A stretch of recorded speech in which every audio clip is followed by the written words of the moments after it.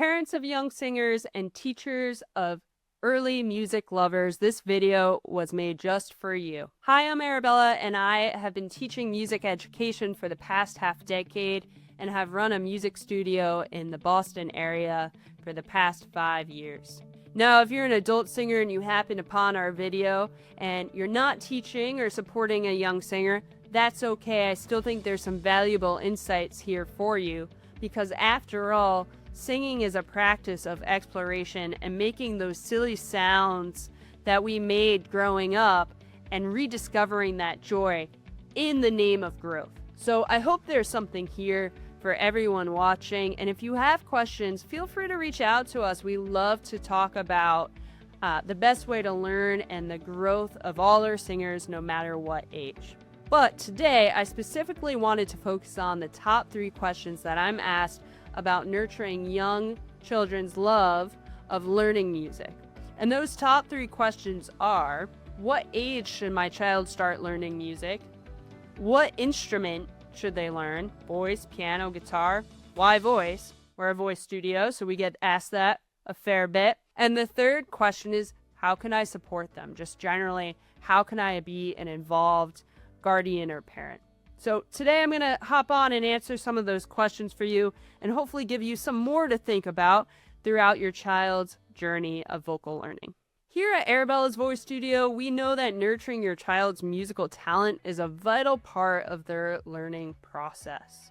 So to answer those first 2 questions, what age should your child start and what instrument should they choose? It's really what they express interest in and if you're willing to support them in that journey. By actively participating in your child's music development, you'll strengthen your bond and boost their confidence and desire to learn.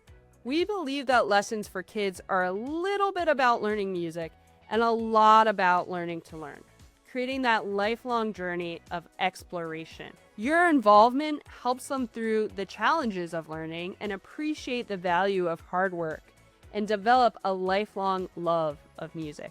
As to what instrument, we are proud to have encouraged singers not only to continue their vocal journeys for years, but also to explore other instruments. While our adult programs focus primarily on voice, our kids programs are designed for musical discovery. We encourage your young musician to experiment with piano, drums, and guitar, all while singing. Why? Because singing is the foundation of ear training and musical vocabulary. If you can sing it, you can play it. By teaching kids to sing what they hear right away, we strengthen the connection between listening, playing, and creating. This helps them grow not just as singers, but as well-rounded musicians, no matter what instrument they choose later on in their next chapter of learning. If your child chooses to sing at a young age, we should understand what that means. What is the child's voice? Before diving deeper, it helps to understand why children's voices are unique. Children's voices are similar to adults, but they're a smaller version of what you would find. Their vocal anatomy is still developing. A child's larynx or voice box sits higher in their throat. Their vocal folds are shorter and thinner, and their resonating spaces, like the mouth and sinuses, are smaller. Their breathing is also shallower and less coordinated than adults. But does this mean you need to wait to enroll your child in voice lessons, or that it's bad for the voice to work on singing early? No. Your voice always changes throughout life, so waiting for a voice to be fully developed is somewhat of a misunderstood concept. Kids can safely begin learning the fundamentals early, building healthy habits and gaining confidence while their voice continues to grow and mature. Most importantly, kids have the gift of time and exploration. They learn best through curiosity, imitation, and play, which is exactly how our approach is designed. We guide children through musical experiences that honor their development and keep them excited about making music. One song at a time, one technique at a time.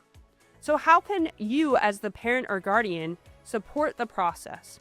You can engage with your child by doing the following. First, listen. By actively listening, you create a supportive environment that encourages your child to share and perform. Listening shows your child that you're learning too. It tells them they can make mistakes and learn freely without fear of judgment. When kids learn something new, they get excited, and that excitement is contagious. Affirm that progress. Watch, listen, and celebrate their new discoveries. Your active involvement will boost their confidence, motivate them to practice, and remind them that music is something that is meant to be shared together. Second, learn and play along. The best way to encourage your child is to learn the language of music with them. Pick up the vocabulary, understand the rhythms they're learning and working on, and best of all, play along, accompany them. That's why all parents of our young singers are invited to join our group piano classes for free. It's a fun, supportive way to learn how to communicate musically, share in the process, and make music together at home. One of our goals through opening up our group classes is to create potential for family bands. Likewise, we want to offer constructive feedback while we're playing along. When offering feedback, be mindful about how you phrase it.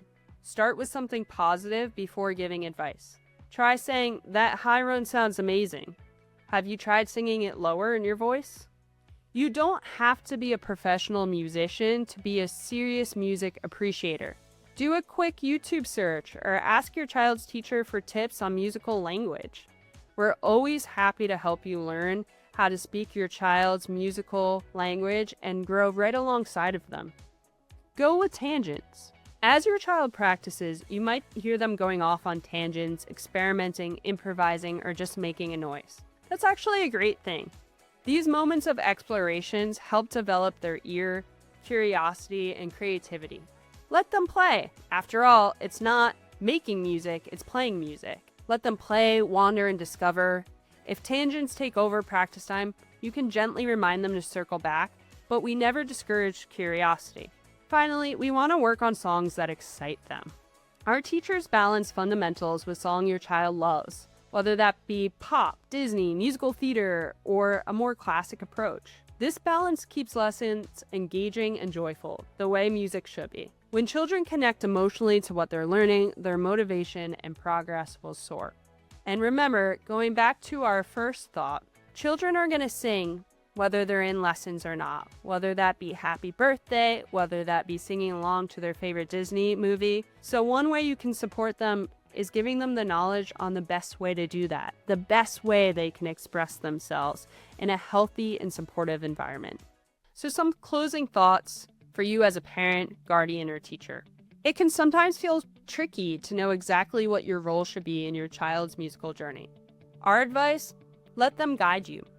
Listen to their ideas, encourage rather than overcorrect, and don't be afraid to ask their teachers questions.